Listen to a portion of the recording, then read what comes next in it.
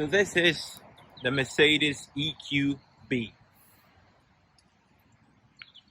So this is Mercedes's answer to the Tesla Model Y. Now, looking at this car, I think it looks okay.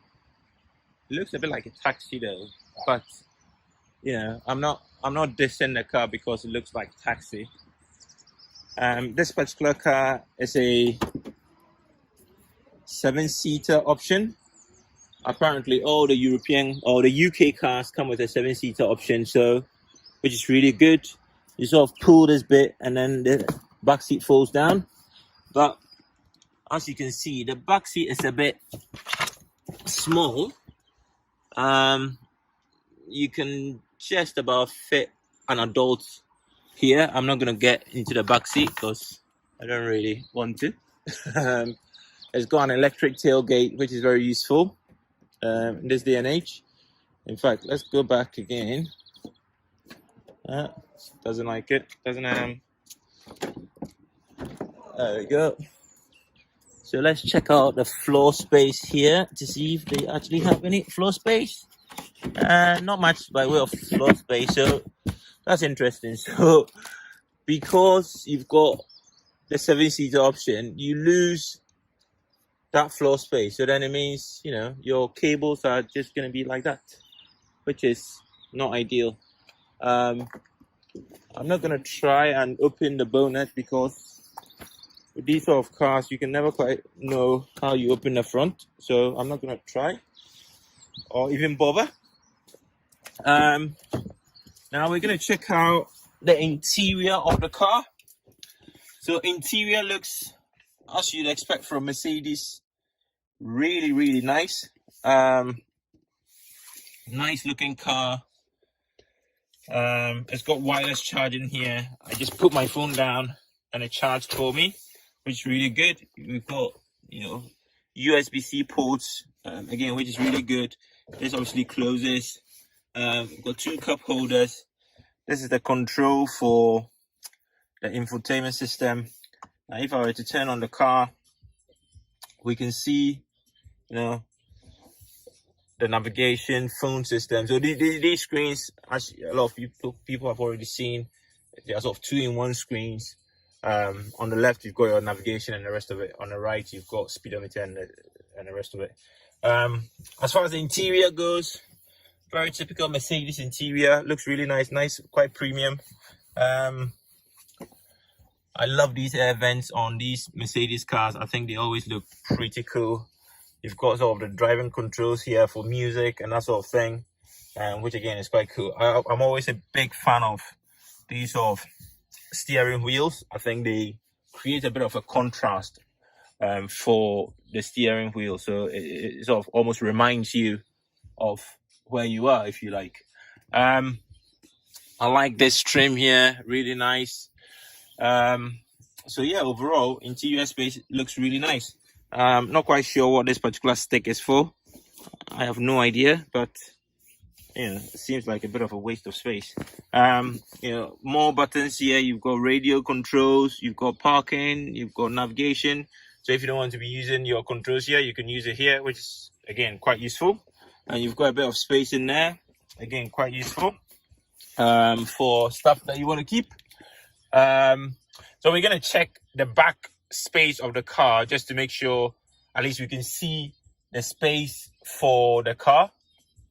So we're going to go around the back and it's telling me I need to switch it off, which I will. So if we go to the back, so back space, plenty of leg room for me. So I'm 6'2", and yeah, I've got plenty of leg room. If we look to, this one has panoramic roof, so pretty cool. Now if we look here, I've got quite a bit of head room as well, so you know, I'm not hitting my head or anything, which is good. Central reservation has a bit of a bump in there. The middle space has a bit of a bump in there, which you'd expect, but that's fine. You've got air vents here, USB-C ports. I'm actually quite impressed by the amount of space in the back. Now, I said earlier I'm not gonna go to the back, the 7th seat option, the seats at the back. But for the purposes of this display, I think it makes sense for me to. That's how it opens. It makes sense for me to go to the back. So, yeah, I don't think it's very sensible. I mean, there's nothing here that's sort of obvious for me to pull the seat forward, so I'm not gonna bother. So yeah, if you're gonna buy the Mercedes, that's one problem you're gonna have. No obvious thing to sort of pull forward.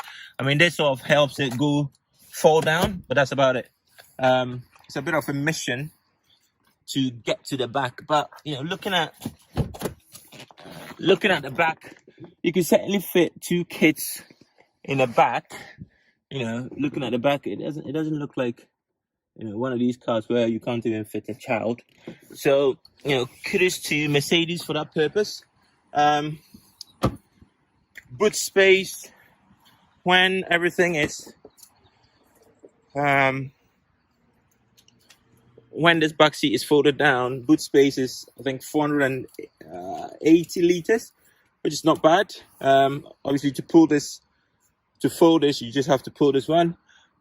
It's a bit disappointing, I must say, that you don't have an actual button to fold down this back seat here, which is a bit surprising for a car which is like 50k plus. A bit disappointing, I must say, but overall it looks like it's a winner in my books. So now we're gonna go for a test drive to see how the car actually drives like. So yeah, wish me luck.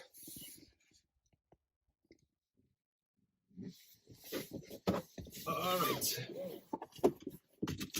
so now we're gonna take this car for a spin, see how it drives, and then we're gonna take it back to the showroom. So fairly standard Mercedes controls. To start the car, you just press this knob to the right towards you, and now you're in drive mode. So once the car comes into drive mode, you'll be able to hear the radio, for example. If it's turned on, you'd see the navigation screens would come on, which then indicates that the car has started. Now this is particularly useful because we test drove the BMW iX3, and when the car turned on, we simply didn't know the car was on, so that was a bit of a strange experience. So off we go. So far, drive feels quite smooth. Now, I must say, I was a little bit surprised that the seating position was a bit low. I mean, I thought it was a bit low for me anyway. So, yeah, that was a bit of a surprise. But, besides that, the car itself, interior at least, feels quite premium. The interior feels like the price of the car. Driving experience so far feels good. It's quite smooth. It's a bit of noise, but I think that's okay. It's just like any old car. I don't know why, but I seem to be hearing it a bit more on this car. But I still think it's okay. You can live with that. It's not like it's so noisy you can't hear anything. It's okay. Now, as far as visibility, this particular model has no. So this is the sort of EQB, as you'd expect. This particular trim has no heads-up display, which is okay. I mean, I don't really care about heads-up displays. This particular one this is an AMG line. This one had reversing cameras, which is good. You don't want to spend like £50,000 on a car with no reversing cameras. Surprisingly, some cars do have that, where you pay £50,000 and then you get no reversing camera, which is absolutely insane if you ask me. So yeah, this one has reversing camera, which is quite useful. And this car also has regenerative braking. So as I took my foot off the accelerator, the car started braking, which is really nice. So you can effectively use just one foot to drive, right? Yeah. So as far as the driving experience itself, I'm gonna put my foot down and in a second once I get a bit of clearance in front of me, just to see how much it goes, right? Once you put your foot down. Having test driven a couple of electric cars, I think one fun experience is putting your foot down and having that instant torque. I think it's a really, really good experience. So that makes that whole driving experience quite good. So yeah, if I can do it again, why not? But I must say one thing which I'm quite surprised by, and I'm hoping that's the case for this model only, is that to operate the to operate the seating position and to adjust the seating position, you have to sort of turn a knob which is on the side of the seat. Again, for a £50,000 car, I thought this would come as standard. So apparently you get the AMG, if you get AMG line launch edition, you get memory seats as standard, which takes the price to about £65,000, which is a bit much.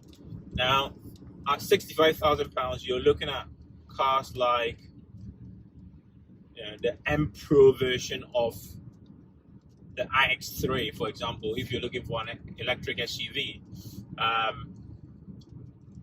the Tesla Model Y, of course, is around 50k, so you'll be fine. You don't really have to worry about going up in price. Tesla Model Y is around 50, 58k if you go crazy. Of course, you could get to like 60k if you get like autopilot and everything else, right? But I thought memory seating would be standard for a lot of these cars. Now let's talk about this car's direct competitors. So this car sits in the same price bracket as the Audi Q4 e-tron, or even the e-tron. I'll say, because the Q4 e-tron is more like a 40k car. The e-tron is around more 65, 70k plus car. So I would say this car's direct competitors would be the Audi e-tron, the Tesla Model Y, the BMW iX3. Now, having driven the EQC, I can certainly see the appeal of this car in comparison to the EQC, especially for big families, right? Where you've got, let's say, 3 or 4 kids, and you normally go on big road trips every now and again. Or if you need a 7-seater so that you can drive around your kids and their friends for Saturday football and the rest of it, then this car will definitely do the job for you. However, if you're looking for an electric car that looks cool, fun to drive, and has a good range, I'm not quite sure it will be this car. I would more lean towards, let's say, the iX3, not in terms of range, in terms of just fun to drive and look cool. But a car that will sort of tick all 3 boxes, I'll definitely say the Tesla Model Y. It's cool to drive, it's fun to drive, and it's got the range. And this car has, I think, 250 something miles of range on a full charge, which, to be honest, on a cold day, normal driving conditions, you're realistically expecting something like 200 miles. And again, if I'm going to spend 50, 60K on a car, it has to be able to do a minimum of 300 miles.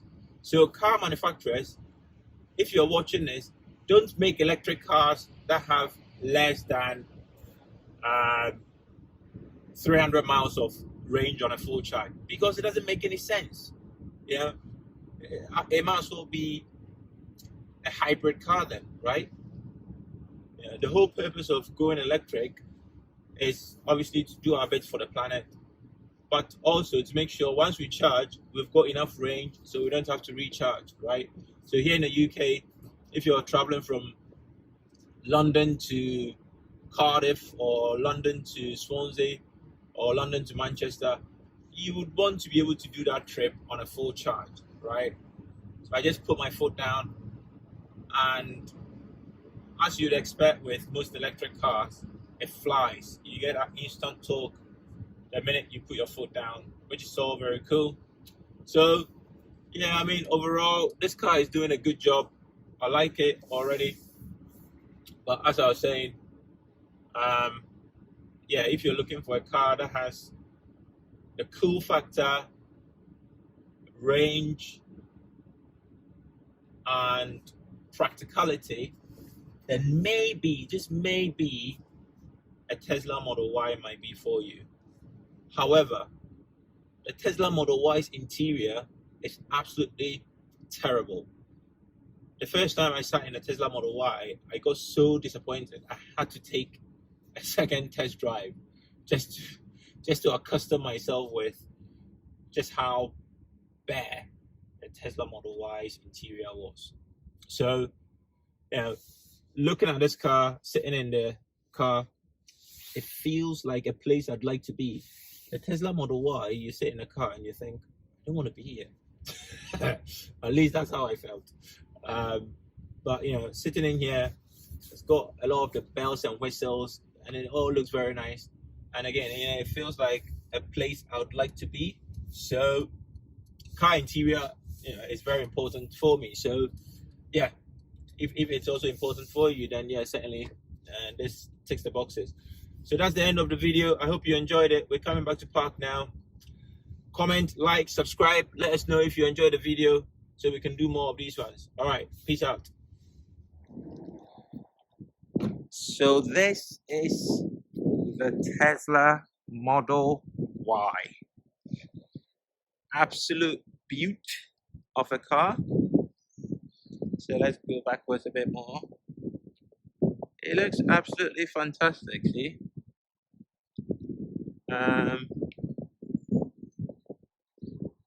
As far as height is concerned, I would say it's just a normal mid-sized SUV.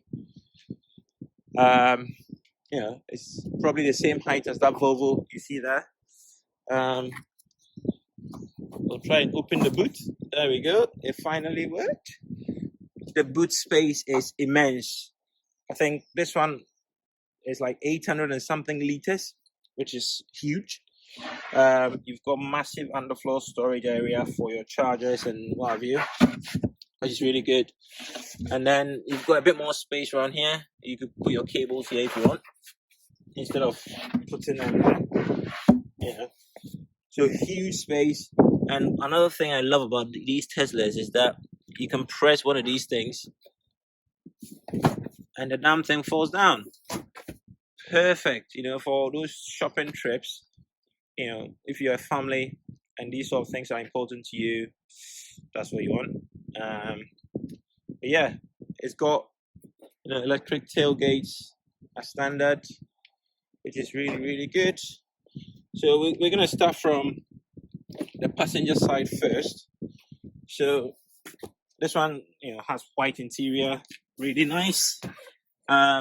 Material looks really nice in this particular model. Some have this sort of wooden type trim, but this one looks pretty nice. I'm thinking maybe I should have gotten a white interior, but never mind. You know, this panoramic glass thing is absolutely fantastic. See, look, we're showing the glass and it feels like I'm simply looking through the sky. It's looking great.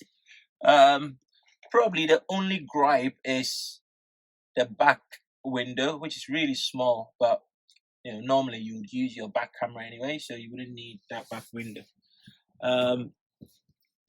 So yeah, you know, as far as the interior of the car is concerned, nice and spacious. You know, there's your Tesla screen. You've got that charge mat thing, which charges automatically. I used it earlier, and it works perfectly. You know, plenty of space in here. You know, plenty of space there. Plenty of space in here as well. What's there to say?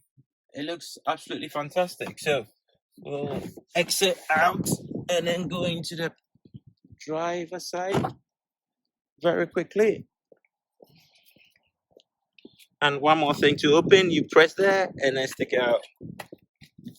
And driver side, yeah, you know, as you would expect from a Tesla, everything is controlled from this particular touchscreen. So yeah, it's not much to say about it. It's one foot, one pedal driving, so you know, you don't need the 3 pedals as you normally do in other cars. This being a family SUV,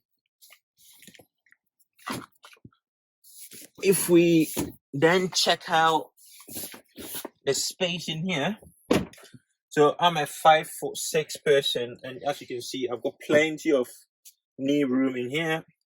I've got plenty of headroom. You know, pretty good. And you know, I can move through the middle, no problem at all. See, I've still got plenty of space. You've got 2 USB-C ports there. I think that's about it. And if I were to move to the side, again, plenty of leg room for me. So, and the view from the back in this car is absolutely delicious. You know, it's a really lovely car, and I think the white interior even makes it look even brighter and even nicer. So yeah, I hope you enjoyed the video. Like and subscribe. Let us know in the comments, you know, the sort of videos you'd like to see, and I hope you liked it. Peace out. All right, so now we're in a Tesla now, Model Y that is, and so yeah, we're just taking it on the motorway just to see how it drives. As far as view is concerned, yeah, it's pretty cool. As far as the view,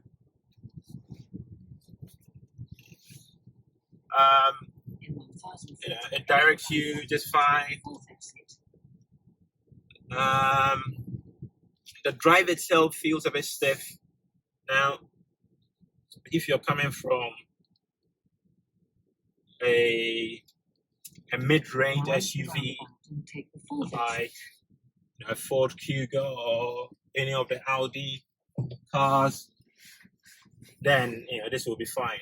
Now I drive a Range Rover Sport, so that meant, you know, the Range Rover is quite high up, and these sort of mid-size SUVs are quite low as far as, you know, height is concerned. But the good thing is you can adjust the seat, you know, to the height that you want, and it'll work just perfectly for you.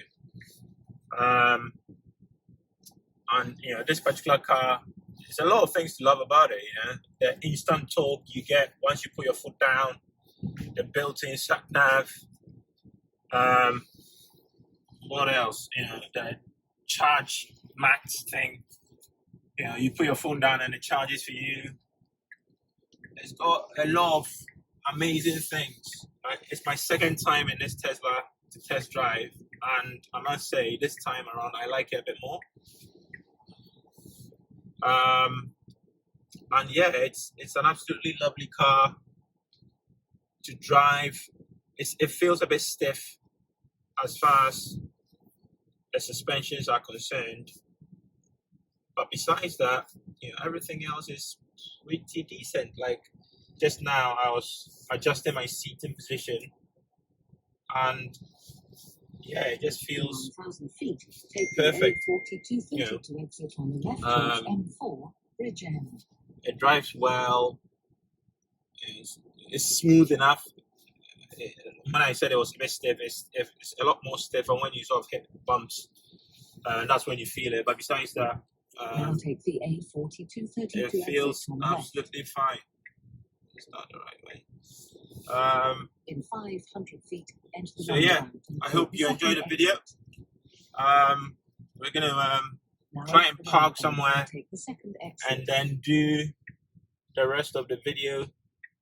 But yeah, I hope you enjoyed the video, and we'll see you in the next segment.